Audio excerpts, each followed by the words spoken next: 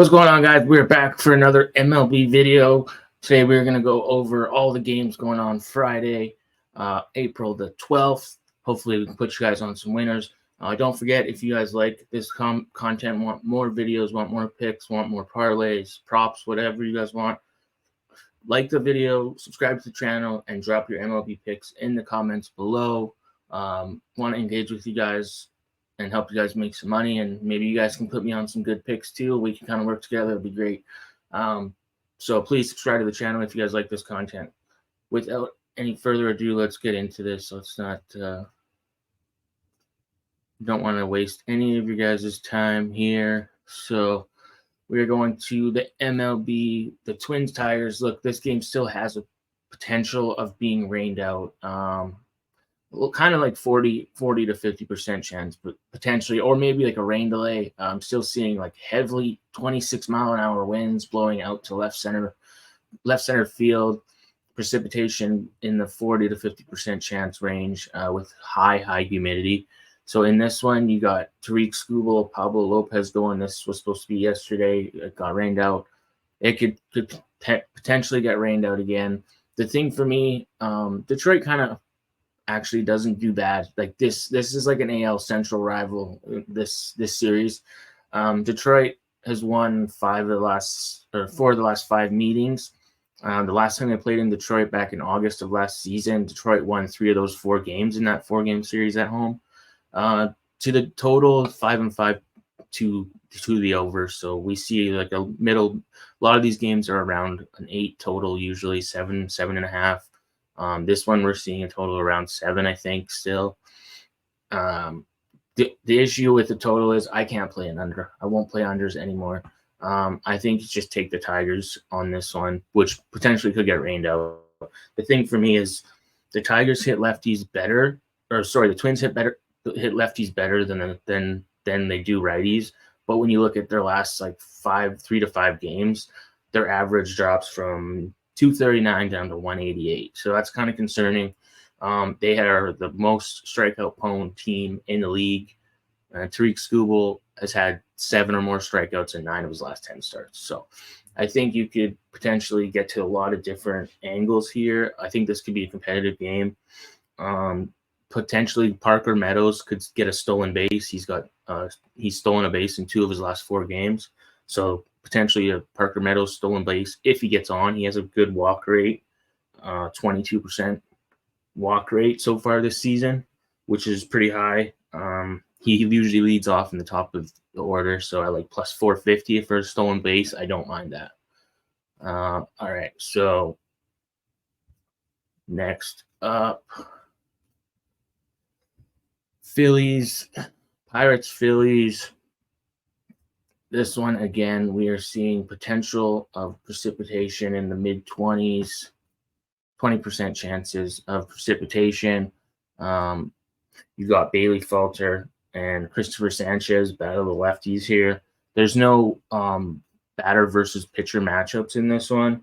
We are seeing like 17-mile-per-hour winds blowing out to right center field with high humidity, 60% humidity, and in this low 60s temperatures.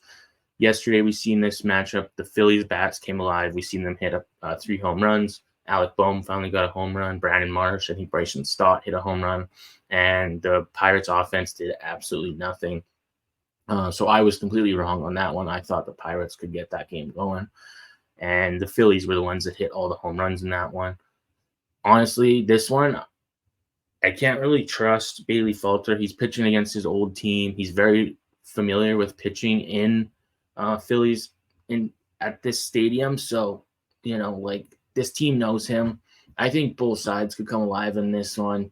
I think we could potentially just see a lot of runs. So I'm just rooting for runs. The Phillies bullpen still has an ERA up over 5. The Tigers bullpen's kind of mid, but I'm just going to root for runs in this one. I think the over is the best play in this game as far as a numbers standpoint.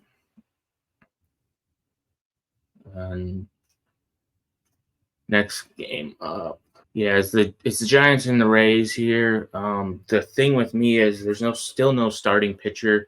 It's It's 4:30 in the morning here on Friday morning, so I still don't have a starting pitcher. We see a win going for the Giants. Honestly, I'm just going to pass on this game just due to lack of information. I I don't know. I don't really have anything for this game. I'm not going to force a play. Maybe a slight lean to the Rays, just due. I don't know. Their bullpen has been bad, but I think it's a lot largely due to the way they started the season. I just don't really trust the Giants offense too much. But I just, when I don't have data, I kind of just pass on the game.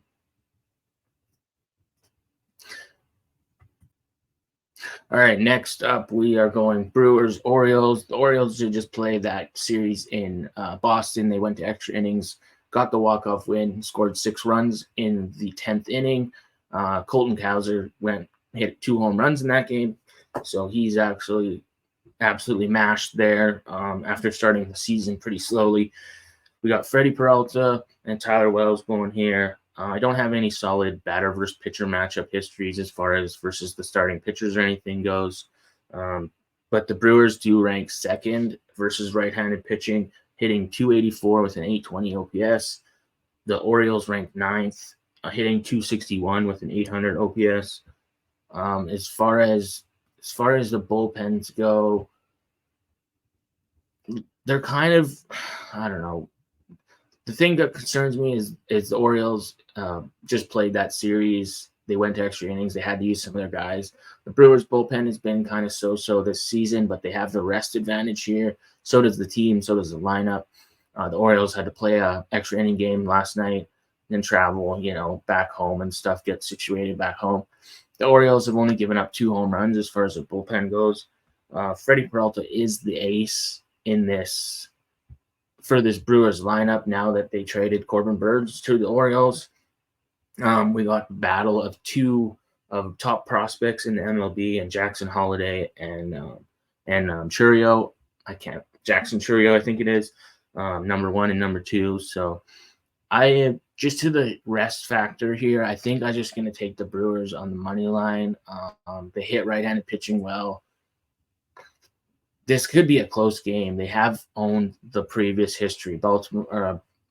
Milwaukee has won 8 of the last 10 meetings. This goes back to last season. Obviously, we see lots of unders between this team, 2-6-2 to the under. I think potentially the Brewers could get this one. They just have a little bit of an advantage in this one, I believe. So I'm going to take the Brewers. All right, so we're going to the Rockies Blue Jays game. Look, this one is kind of tough for me. We got Feltner and Gosman going. There's not a lot of history going back to these teams pitching in Toronto or playing in Toronto because I think, look, as far as what I'm seeing, the last time they played in Toronto looks to be like back in 2013. So this one's kind of hard to go like as far as an edge in the ballpark scenario. I mean, it's the Rockies. They are one of the worst teams in the league, obviously. But when you look at their last 10 matchups, they're both 5-5, slightly lean to the over. As far as versus right-handed pitching, the Rockies are kind of mid of the pack, hitting 247 with a 700 OPS, whereas the Jays rank almost in the bottom of the league, 28th, hitting 203 with a 624 OPS versus right-handed pitching. The Jays lost that last game versus Seattle. They don't really excite me, but I don't really like Feltner as a starting pitcher either. So far as in 2 starts, he does have 14 strikeouts, and I mean Toronto can strike out a lot. I don't know, man. I think as a value standpoint, I think you take the Rockies plus 1.5 runs. Honestly, the Blue Jays bullpen has given up the most home runs in the league at 11. I don't love this game due to the price and due to kind of a lot of factors here. I just don't trust this Blue Jays lineup right now. I really don't. Until they do something, there's no way I'm laying minus 250 with the Blue Jays. So I'm going to take the Rockies plus 1.5. Definitely not my favorite game on the board here. All right, next up we are going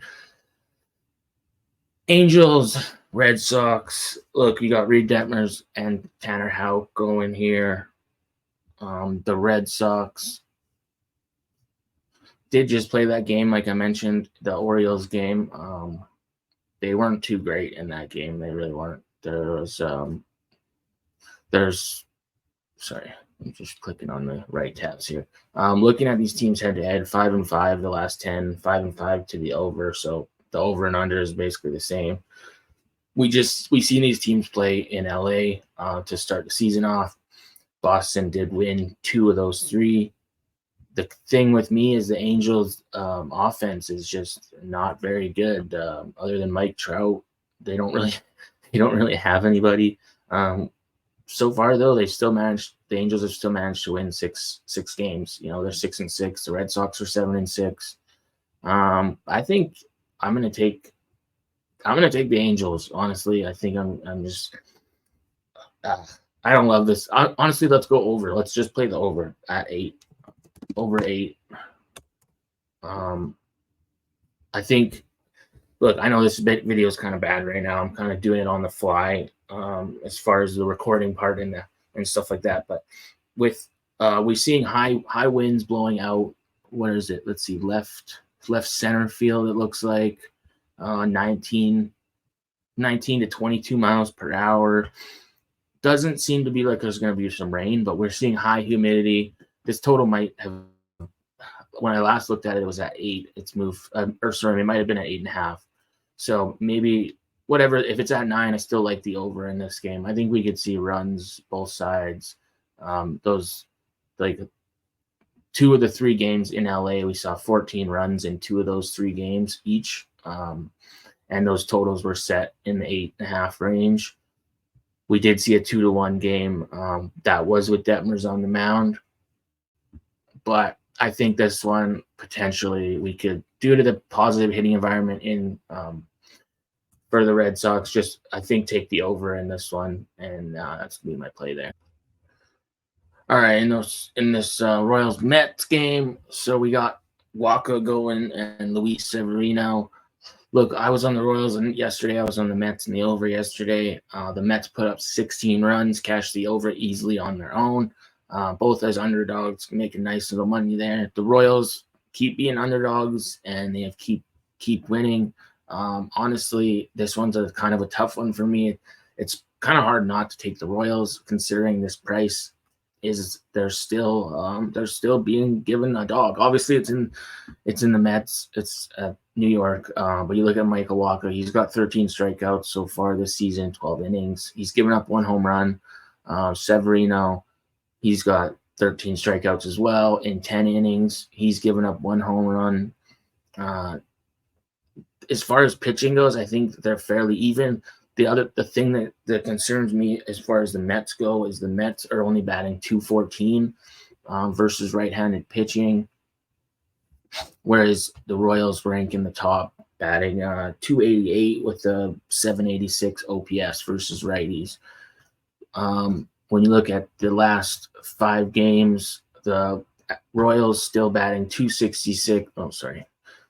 316, 316 versus right-handed pitching in the last 5 meetings. The Mets numbers do also go up versus righties over the last 5 games to over 300 average. Part of that is due to that Brave series, obviously, but I still think the Royals, they don't strike out a lot. They make hard contact. They can get on base. I said it before. I said it again. This Royals team is dangerous. They have a fairly good bullpen. These bullpens are kind of similarly matched, but they do have a fairly good bullpen. They have a pretty good starting lineup, and their starting pitching lineup and their actual batting lineup is so dangerous. As far as batter versus pitcher history, you got Pete Alonso, Starling Marte, DJ Stewart have all hit home runs, 1 home run each off of Michael Wacha. We saw DJ Stewart hit a home run yesterday for the Mets. On the other side, the Royals, it's just Salvador Perez has a home run in 13 at-bats. We're seeing 14 plus mile an hour winds blowing, 14 to 18 mile an hour winds blowing out to left center field, 60 degree temperatures, mid humidity.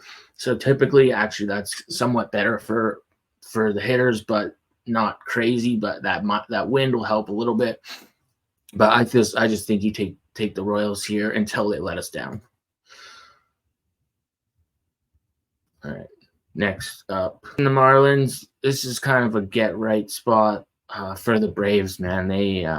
I said I didn't like them in that Mets series. I kind of explained why. Look, I kind of could see this one getting out of hand on both sides. I obviously don't like the Marlins, right? The Marlins kind of make me nervous as far as a team. Their batting average 173 with a 462 OPS. So versus left-handed pitching, whereas the Braves 234 with a 688 OPS. We've seen 8 of the last 10 meetings go over.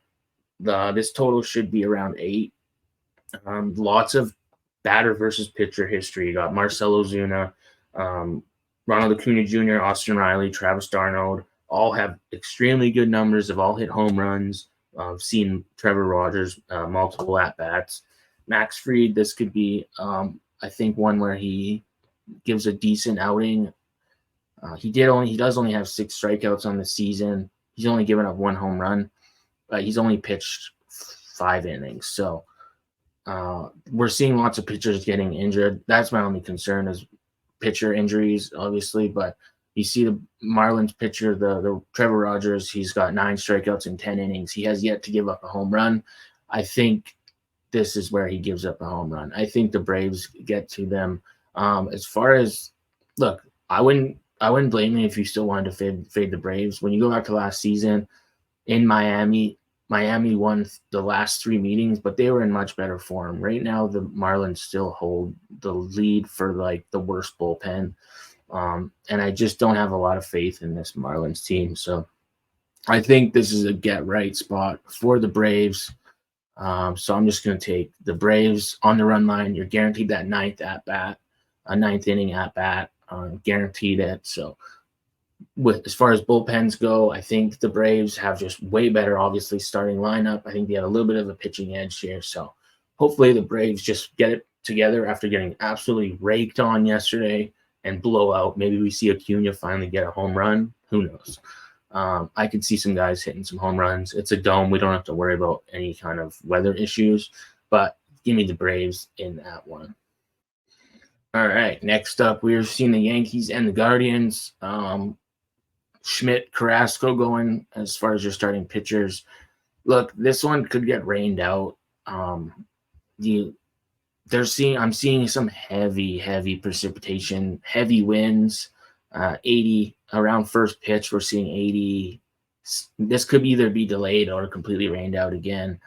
27 to 30 mile an hour winds blowing kind of crossways. I don't love this Guardians team right now. I don't love the fact that this could get rained out, but I'm going to take the Yankees. I just think they're just a better team, better form. I can't trust the Guardians. The Guardians their bullpen has yet to give up a home run yet this season. But after seeing them in that White Sox series, the way they played, how many runs they were giving up, their lack of kind of offense for the most part, just the way they barely squeaked out a couple of those wins, that was just pathetic. And they were heavy favorites. I just don't have a lot of faith in this Guardians team. So if this game goes, I would take the Yankees on the money line. All right, next up, Reds, White Sox. Look, this one's going to be short and sweet. This White Sox lineup is absolutely abysmal. You got Eloy Jimenez has been out now. You got Luis Robert. Yohan Moncada now has joined him on. So this is like a AAA team essentially for the White Sox at this rate. You got Chris Flexen going. I don't have a lot of faith in him. Abbott on the other side. The White Sox are hitting left-handed pitching at 198 average, 574 OPS. Absolutely abysmal. Give me the Reds to absolutely dominate this one. I think they have the way better lineup. We're seeing 18-mile-an-hour winds blowing straight out, 57-degree temperatures. So it's still a little cool, mild humidity, but I think the Reds can get to Flexen and this White Sox bullpen and just put up a run. So Red money line, but I would lay the 1.5, honestly. Again, guaranteed 9th inning at bat. So give me the Reds. I'm not going to even take too much time in this one. I cannot get to the White Sox. They're absolutely terrible right now. All right, we're going to Houston now, where the Texas Rangers are facing the Astros. We just seen this series last weekend. There was a 4-game set. They split 2-2. We seen 2 go over, 2 go under. Dane Dunning pitching. When Dane Dunning did pitch, that was a 3-1 Astros win with that Ronaldo Blanco pitched on that one. We're seeing Dane Dunning going against JP France. Dane Dunning has 14 strikeouts in 13 innings. He's given up 3 home runs already. You look at JP France, no home runs given up, 9 strikeouts in 11 and a third innings, 6 earned runs. When you look at these teams head to head, as far as sides, 5-5, as they're in their last 10. Like I said, they split that last series where you see the over as 7-2-1. I think you could look at this one from a totals perspective. It's pretty high for a reason. I think it's around 10.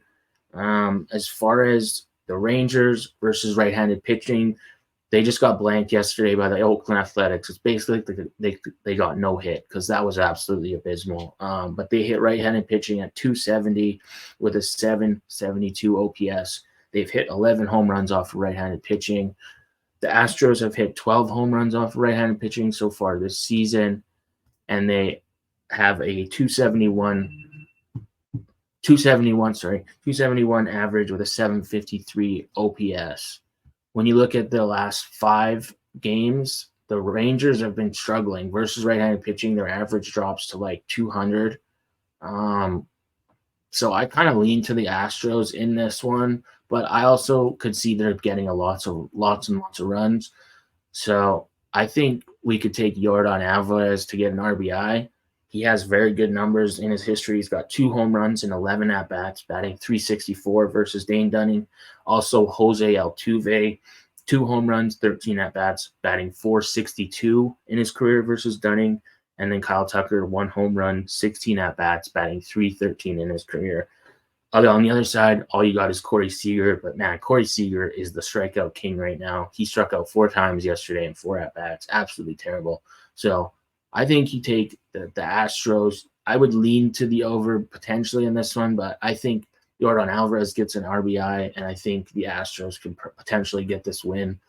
I lean to the over in this game. I think we could see runs on both sides, just due to the hitting matchups. But I think the Astros have the slight advantage. But their bullpen has given up 9 home runs, has a 5.14 ERA, whereas the Rangers bullpen, where was it, 3.38 ERA with 6 home runs given up. So I don't know. I lean to the over here. The Astros on the money line, but I think my favorite play in this one is Yordan Alvarez to get an RBI. I could see him hitting a home run in this game, honestly. All right, next up we go to the battle of the bad teams here. The Nationals at Oakland Athletics. We are seeing Cole Irvin versus Blackburn in this one. The Nationals batting .249 with a 767 OPS. The A's batting .207 with a 621 OPS versus right-handed pitching. Oakland took 2 of 3 in that series in Texas, just that they just played, just finished, but they did only score 7 runs in those 3 games. The Nationals took 2 of 3 in San Francisco in that 3-game series. They scored 14 runs in 3 games. Got heavy underdogs, won 2 of those 3 games. So honestly, I think the Nationals have a little bit of the advantage here just due to the rest. As far as player versus batter pitcher matchups, J.D. Davis has a home run in 5 at-bats off Irvin. Hubert Ruiz has a home run in 2 at-bats versus Blackburn, but I think Ruiz potentially is injured still, so I don't know if he's going to be going.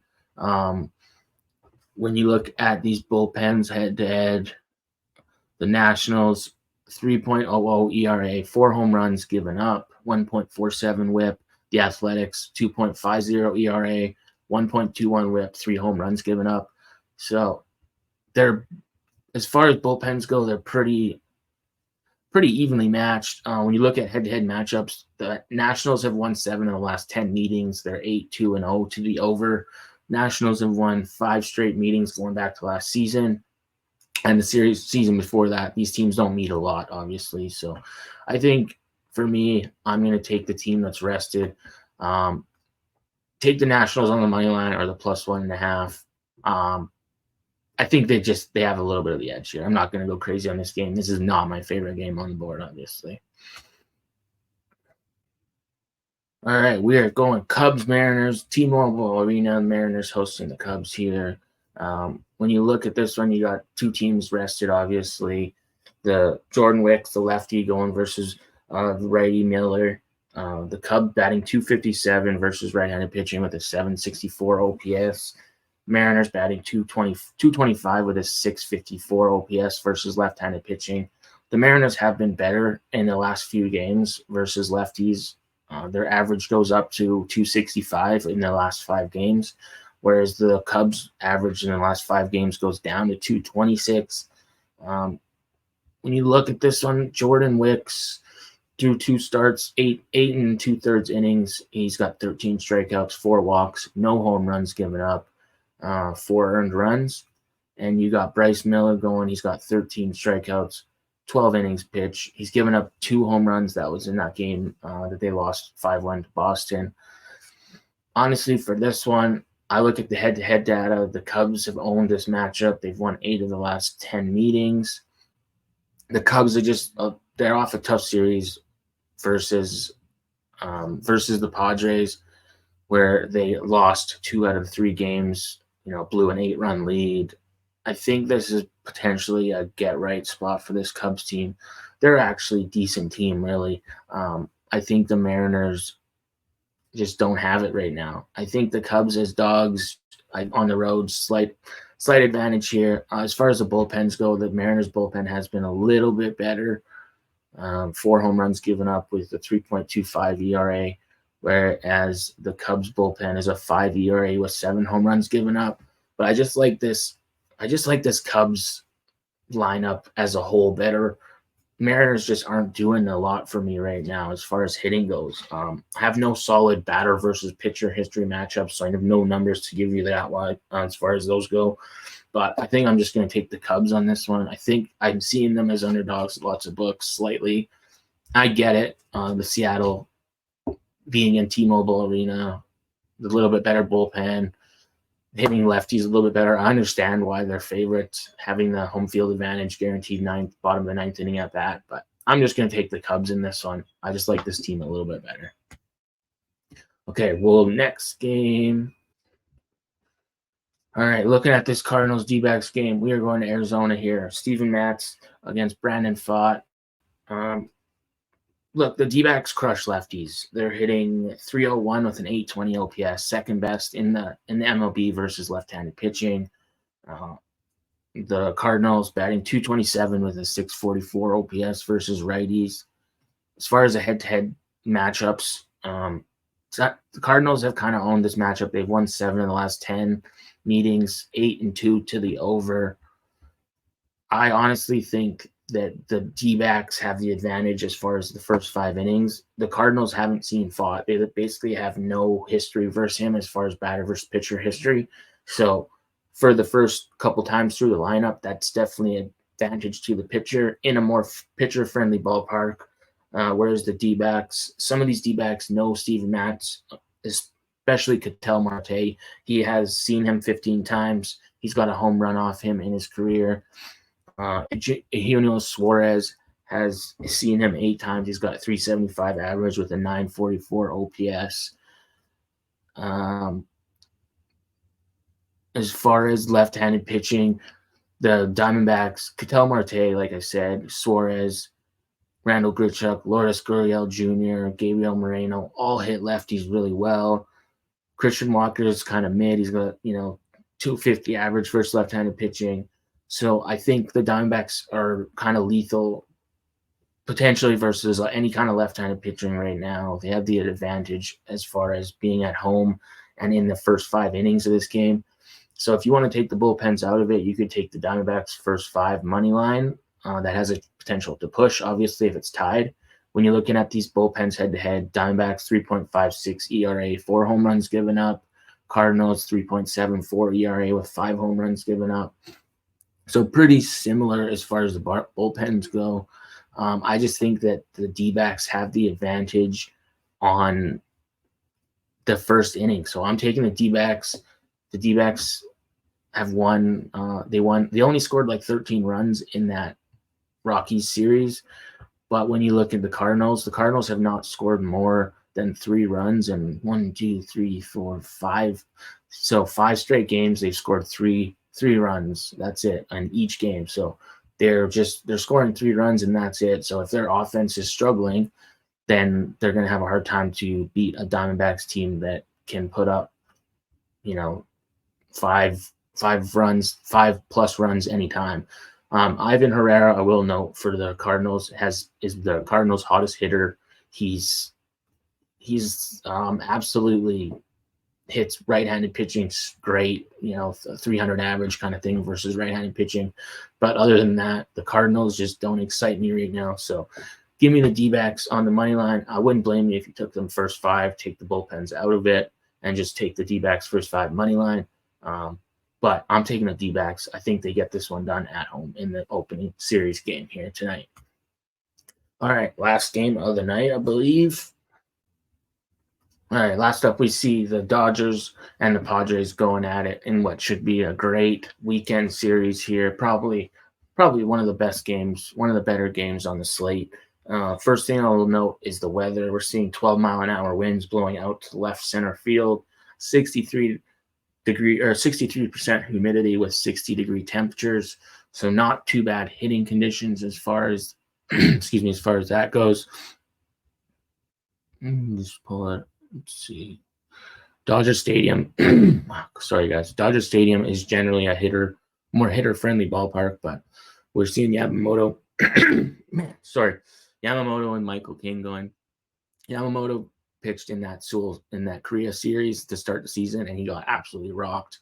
He went like 1 inning, gave up a bajillion runs, got absolutely destroyed.